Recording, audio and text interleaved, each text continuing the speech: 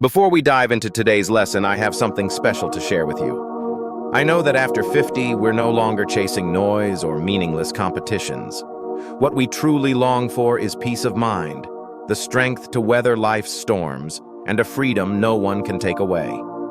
That's why I created this video, to explore with you the Stoic principles that can transform how we live, how we think, and how we face every challenge.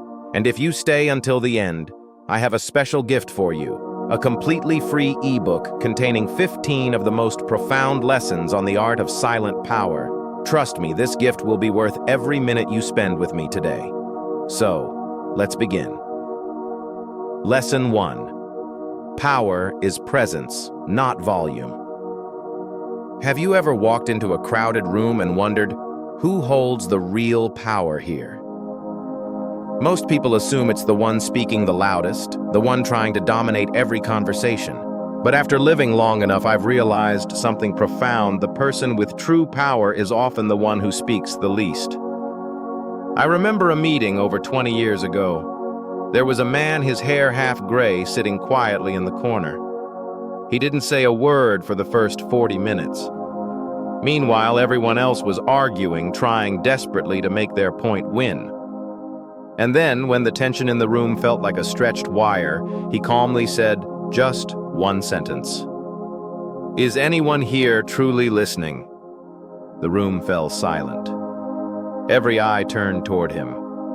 He didn't shout, didn't fight for attention, yet he owned the room.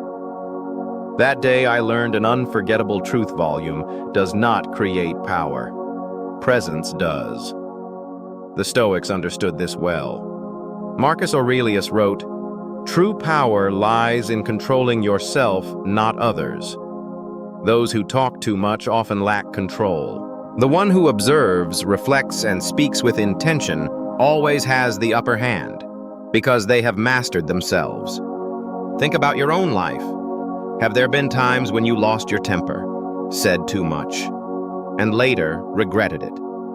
And what about those moments when you stayed calm, stayed silent, and ultimately came out stronger?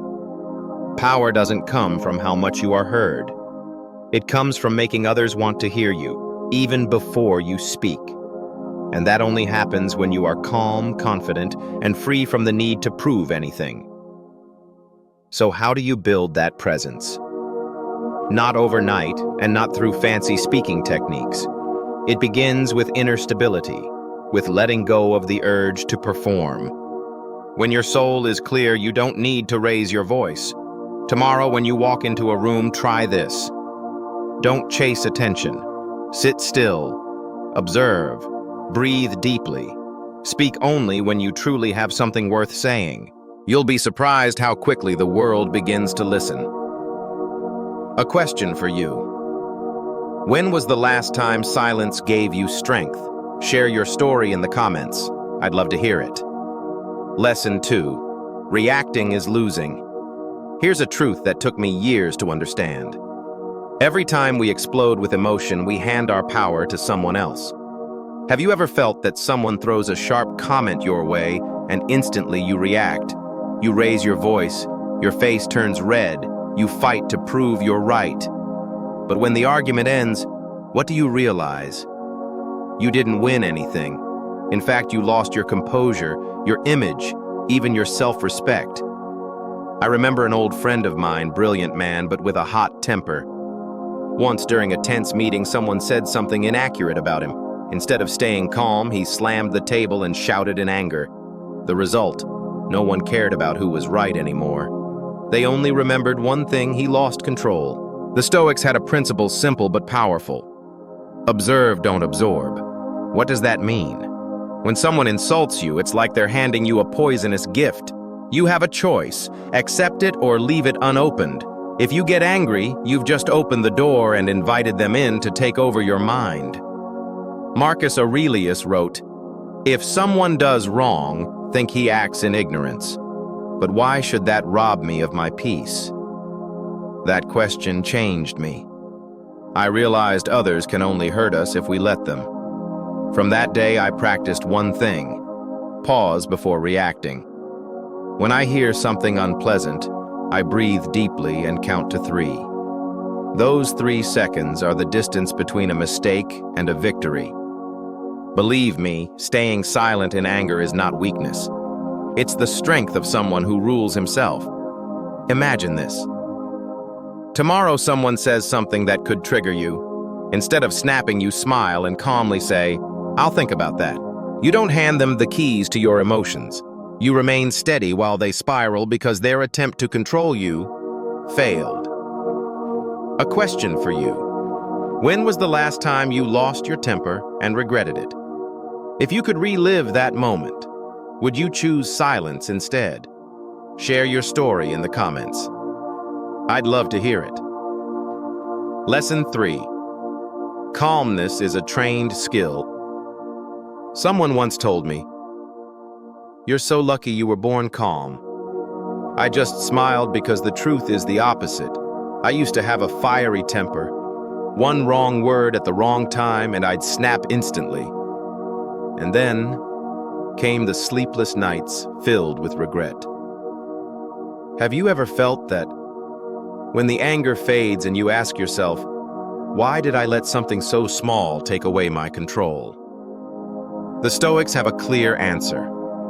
Calmness is not a gift, it's a skill. And like any other skill, it must be practiced daily, patiently, one moment at a time. Marcus Aurelius wrote in Meditations, "Be like the rock against which the waves crash, and it stands firm while the raging sea falls still around it." I love that image. The waves will come, they always do. Harsh words, criticism, bad news. These are your storms. You can't stop the waves, but you can learn to stand strong. For me, it started with something small, taking a deep breath before responding.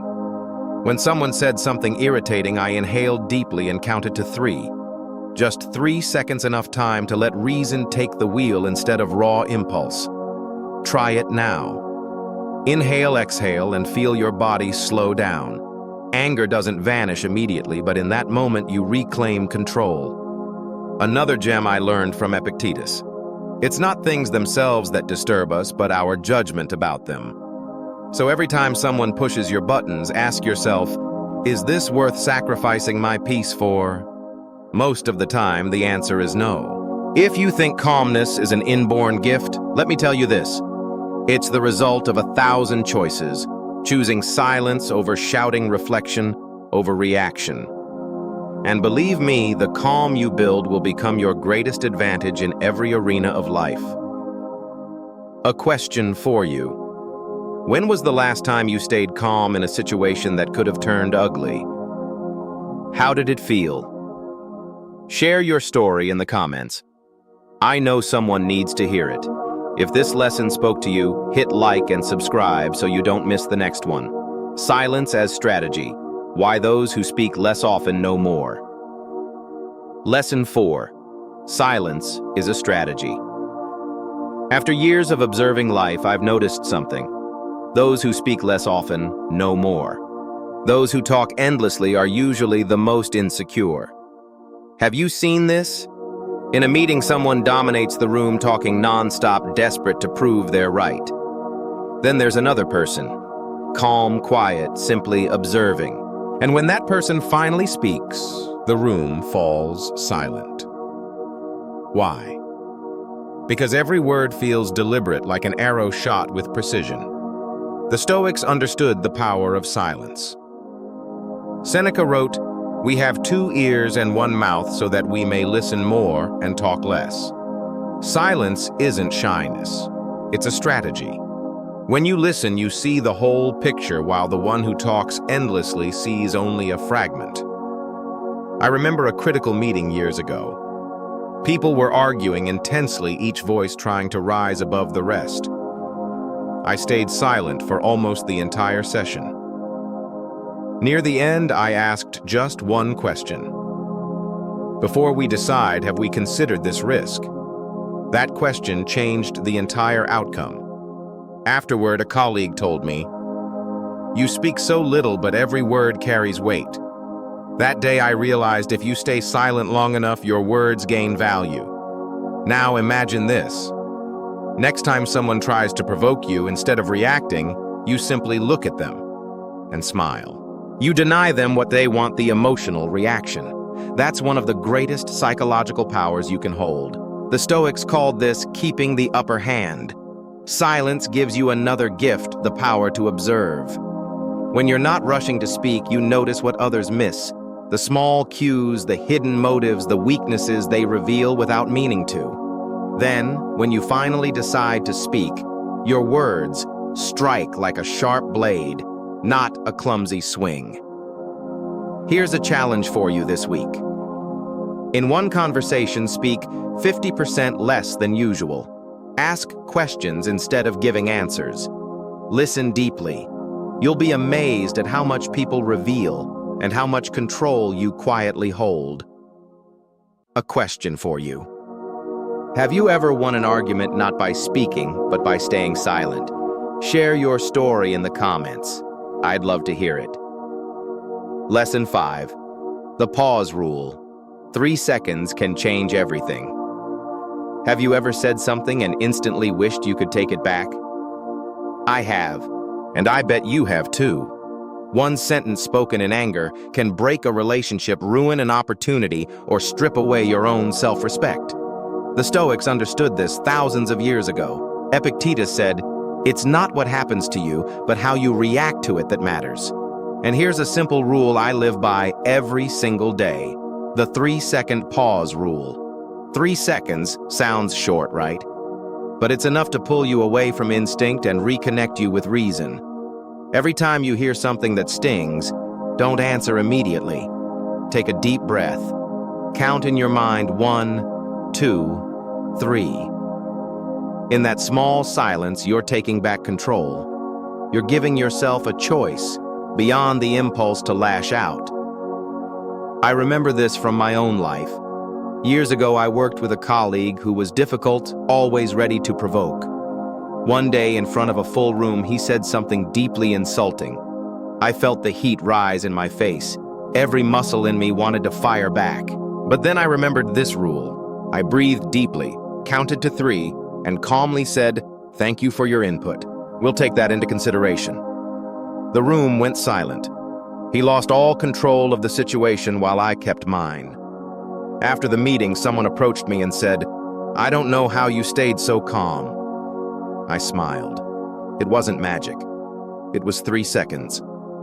You see, reacting immediately is defeat, because in that moment, emotions drive the car.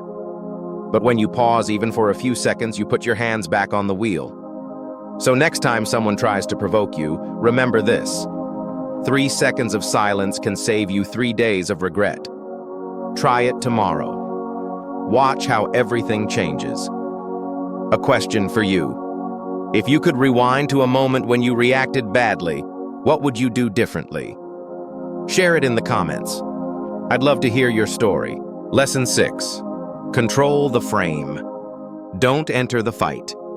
Have you ever walked away from an argument thinking I won the logic? But why do I still feel like I lost? I've been there.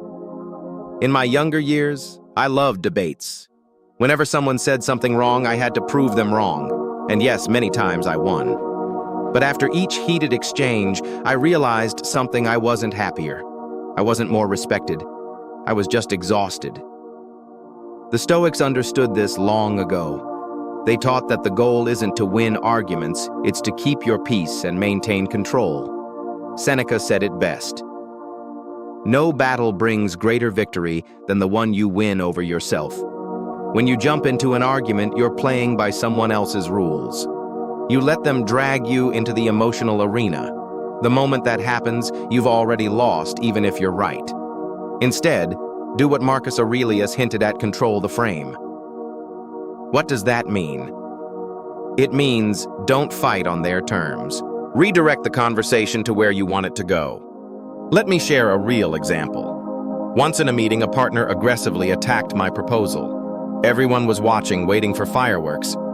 I could have fired back point by point, but I didn't. I said, "I understand your perspective. It sounds like your main concern is risk, correct? Let's start by discussing how to reduce risk." In that moment, I shifted the frame from confrontation to collaboration. And when you do that, you keep your calm and your leverage. Real victory isn't making someone else shut up, it's making them willingly listen to you. That only happens when you stop obsessing over being right. Marcus Aurelius asked a question worth remembering. Does this help me live better? Most arguments don't. So why enter them? Next time someone tries to pull you into a fight, remember this. The winner is not the one who speaks last, but the one who stays at peace when the fight ends. A question for you. Have you ever walked away from an argument and felt like you won by refusing to fight? Share your story in the comments. If this lesson gave you something to think about, hit like and subscribe so you don't miss the next one. Detach from outcomes. The secret of playing the long game. Lesson 7. Detach from outcomes. The long game is the real victory. There's something youth rarely understands winning. Now doesn't mean winning forever. When I was younger, I was obsessed with instant results. I wanted to win every argument, see immediate reactions, get proof that I was right now. But then I realized something. The price for that victory was my peace, my relationships, and sometimes my dignity. The Stoics knew this long ago. They taught focus on the right action, not on outcomes beyond your control. Marcus Aurelius reminded himself every day, what belongs to me and what doesn't. Outcomes rarely mine. My attitude and my actions always mine. When you cling too tightly to results, you lose inner freedom. You become a hostage to things you can't control. But when you learn to detach, you discover a rare kind of strength, calmness in any situation. Because no matter the outcome, you still win if you acted rightly with the right mindset. I remember a deal many years ago. 2 months of negotiations, I put everything into closing that contract. At the last minute, they backed out. In the past, I would have been furious, felt betrayed. But this time I smiled and told myself I did my part. The rest was never mine. The result. A year later, the same partner came back because they remembered how calm I was that day. The long game answered. Ask yourself this. How many times have you sabotaged your future because you were obsessed with winning today? The long game player doesn't need to win this moment because they're building a path to win for life. And that's what Stoicism teaches us. Put your energy into what you control and let go of what you don't. That's not giving up. That's freedom. A question for you. What's one thing you tried to control only to realize later that letting go was the wiser choice? Share your story in the comments. If this lesson resonated with you, hit like and subscribe so you don't miss the next one. Become unpredictable, the secret to never being controlled. Lesson 8. Become unpredictable. Don't let them control you. Have you noticed something interesting? Predictable people are easy to control. If everyone knows you'll explode when provoked, all they need is one comment to make you lose your cool. If they know you'll rush to agree when flattered, they can steer you with a few sweet words. I used to be that person. One insult and I'd fire back instantly. Guess what? People use that weakness to drag me into pointless battles. I thought I was strong, but in reality I was dancing on their strings. The Stoics had a secret. Make yourself hard to predict. Not by pretending to be cold, but by mastering your reactions. When you refuse to respond the way they expect, you take back power. I remember a time when someone attacked me in front of a crowd hoping to spark an outburst. Instead, I smiled and said calmly, "Thank you for sharing your perspective." You should have seen his face, disappointed, awkward. He wanted an explosion but hit a wall of calm instead. That moment I understood the strength of being unpredictable. Marcus Aurelius used to remind himself, when insulted, ask, does this truly harm me or is it just a test of my composure? That question helps me stay grounded whenever someone tries to provoke me. Picture yourself as a still lake. People can throw stones, but after a few ripples, the water is calm again. They can't control you, and that makes you stronger than ever. Remember, The greatest power isn't controlling others, it's refusing to let anyone control you. Your unpredictability doesn't come from being fake. It comes from being fully in command of yourself. A question for you. Have you ever surprised someone by staying calm when they expected you to blow up? Share your story in the comments. I'd love to hear it. If this lesson resonated with you, hit like and subscribe so you don't miss the next one. The power of invisibility. Why building in silence wins every time. Lesson 9. Invisibility is power. We live in an age where everyone wants to be seen, heard, and validated. Social media has turned life into a stage. People showcase their plans, their victories, and even dreams that haven't happened yet. But here's the truth: when you broadcast everything, you give others the power to sabotage it. The Stoics understood the strength of invisibility. Epictetus said, "Don't talk about philosophy, embody it." They believed that what truly matters should be built in silence, not because of secrecy, but to protect your energy from judgment, comparison, and envy. I learned this lesson the hard way. Years ago, I had a big project. I was excited, so I told everyone, even those who didn't need to know. Guess what happened? Some people cheered publicly, but behind my back they doubted and criticized. Each comment chipped away at my confidence. The project collapsed not from lack of skill, but because I let too much noise in. From that day on, I embraced one principle: build in silence. Announce when it's done. Let your results speak louder than your promises. A quiet success always strikes harder than a loud intention. Marcus Aurelius wrote in Meditations, "Do the right thing. The rest will speak for itself." That's not just philosophy, it's a life strategy. The quiet ones are often underestimated, and that's their advantage. They prepare in the shadows while the loud ones waste energy showing off. When you finally show up with results, no one sees it coming. So next time you start a plan, remind yourself, don't seek applause, seek completion. Turn invisibility into your armor, shielding you from envy and chaos. A question for you. Have you ever kept a project secret and watched it succeed brilliantly? Share your story in the comments. Your experience could inspire someone. If you found this lesson valuable, hit like and subscribe so you don't miss the next one. Strategic humility, the art of winning without needing the spotlight. Lesson 10. Strategic humility, the art of winning without the spotlight. Have you ever met someone who desperately tries to be the center of every conversation? When I was young, I thought the same way to earn respect. I had to shine to prove my worth in every room. But over time, I realized something profound. Those who constantly need the spotlight are often the most insecure. The Stoics understood the quiet power of humility. Marcus Aurelius, the emperor of Rome, once wrote, "Do what is right. Let others talk if they want." Here was a man who ruled an empire, yet he never chased applause. Why? Because he knew external praise is beyond our control, but our character that's always ours to keep. I remember a story from my early career. I worked with a colleague who was remarkably talented, yet he never fought for credit. When a project succeeded, he'd say, "It was the whole team's effort." At first, I thought he was naive, but years later, he became the most trusted person in the company. Why? Because he didn't threaten anyone's ego. He let others shine while quietly building influence. Humility isn't weakness, it's strategy.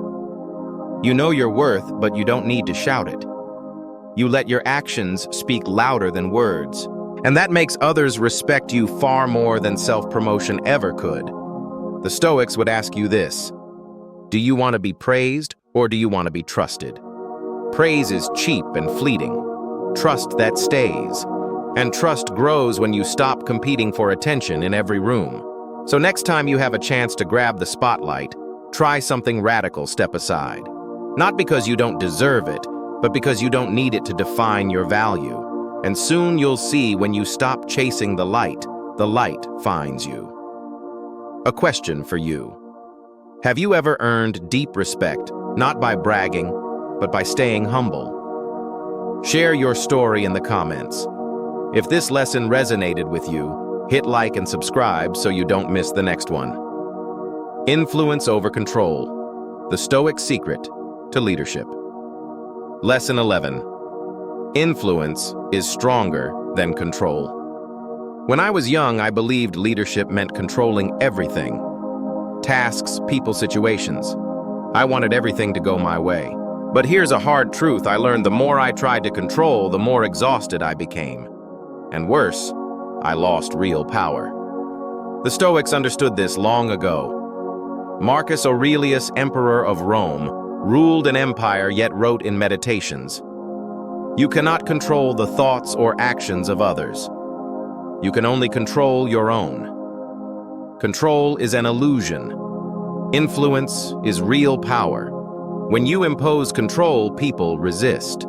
But when you lead by example with calmness, fairness, and consistency, people follow willingly. I remember an old boss of mine. He rarely gave orders, yet everyone respected him. Why? Because he didn't just preach discipline, he lived it. Never late, never impulsive, always steady even in a crisis. That calmness spread like fire. It made the team feel safe, inspired, and eager to give their best, not out of fear, but respect. Influence doesn't come from titles or authority. It comes from inner strength. It's born from self-mastery, not from micromanaging others. Epictetus said, "If you want to lead others first, learn to lead yourself." Let that sink in. If you truly understand this, it changes everything about how you view power. So ask yourself, are you spending your time trying to control others or developing yourself into someone others want to follow? Influence lasts even when you're not in the room. Control ends the moment people slip out of your reach. A question for you. Who has influenced you the most in life? Was it someone who tried to control you or someone who inspired you? Share in the comments. If this lesson resonated, hit like and subscribe so you don't miss the next one. Master your emotions, dominate the game. Lesson 12. Master your emotions = control the game. Have you noticed this? In every conflict, the person who loses their temper first almost always loses even if they're right. The one who stays calm, that person wins. Why? Because whoever controls their emotions controls the game. I learned this during a negotiation years ago. The other side kept attacking, undercutting my price, throwing insults, trying to make me angry. If I had reacted, I would have played right into their hands. But I didn't. I listened, breathed deeply, and responded with calm, measured words. After 2 exhausting hours, guess what? They were drained. I was steady. And in the end, they conceded. That day, I understood a simple truth. Emotions are weapons. If you don't master them, they'll turn against you. The Stoics said it clearly. It's not what happens to you that hurts, but how you react to it. Epictetus. This isn't just a nice quote. It's a life tool. Mastering your emotions doesn't mean you never feel anger or sadness. It means you recognize the emotion, name it, and choose your response instead of letting instinct run the show. Marcus Aurelius reminded himself, if someone offends me, that's on them. If I grow angry, that's on me. So how do you take control? I practice this every day. Step 1. When anger rises, inhale slowly. Exhale even slower. Step 2. Ask yourself, will this matter in 5 years? 9 times out of 10, the answer is no. And when you see how small the moment really is, the anger fades like smoke. Emotions aren't your enemy, but if you let them steer your life, you become a hostage. The Stoic sits in the driver's seat, and so should you. Because when you master your emotions, no one can drag you into their game. A question for you. When was the last time you stayed calm in a high-pressure situation? What helped you keep control? Share your story in the comments. I'd love to hear it. If this lesson helped you, hit like and subscribe so you don't miss the next one. The long game always wins. Why patience is the ultimate advantage. Lesson 13. The long game always wins. When I was young, I loved quick victories. I wanted results now, immediately. The faster, the better. But life taught me this. What comes fast often leaves just as fast. Real strength isn't in speed, it's in patience. The Stoics understood this well. Marcus Aurelius wrote, "Be like the farmer, plant the seeds today and wait calmly for the harvest." Life isn't a sprint, it's a marathon. Those who demand instant results often burn out, but those who understand that great outcomes take time, they are the ones who win in the end. I remember a story from my business days. A colleague of mine chased every quick win, jumping from deal to deal, bragging about big profits in just a few months. Meanwhile, I stayed focused on a slower, less glamorous project. 5 years later, the market turned, and he lost everything. My project solid and thriving because I built it like the foundation of a house. That's when I realized those who think long-term always outlast those who think short-term. Patience doesn't mean sitting idle. Patience means showing up, doing the right thing every day, even when results aren't visible yet. Just like mastering calmness, just like building resilience. It doesn't happen overnight. It comes from small, consistent choices, repeated again and again. Epictetus said, "No one becomes a master in a day." To achieve greatness, embrace the long road. This isn't just philosophy, it's a life strategy, especially after 50. At this stage, we don't need quick wins. We need lasting ones. Ask yourself, are you playing the short game to satisfy your ego, or the long game to achieve peace and stability? The Stoic always chooses the latter. A question for you. What's something you stayed committed to for years, and today, you're grateful you didn't quit? Share your story in the comments. If this lesson resonated, hit like and subscribe so you don't miss the next one. Turn questions into weapons. The Stoic art of strategic communication. Lesson 15. Stop performing for applause. Have you noticed something strange? People spend so much time chasing applause, yet those claps fade faster than we think. Tomorrow, the crowd will find someone else to cheer, and you'll be forgotten. I've been there. There was a time when I said what people wanted to hear, did what they expected just to earn approval. Every compliment felt good, but that joy was fragile. One criticism was enough to shatter it all. Then I realized, if you live for applause, you will die in silence. The Stoics gave us a sharp reminder. If you live for others' praise, you are their slave. Epictetus. That line woke me up. Praise is not the measure of your worth. Respect is. And respect comes from consistent action and genuine character, not from putting on a show.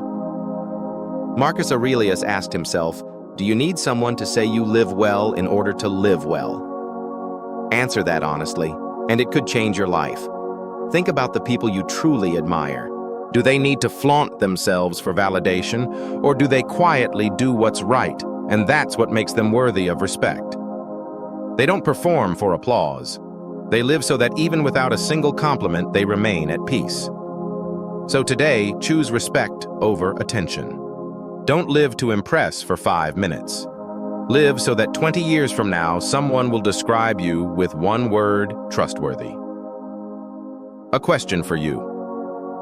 Have you ever felt exhausted trying to maintain an image just to please others? How would your life feel if you let that go? Share your thoughts in the comments.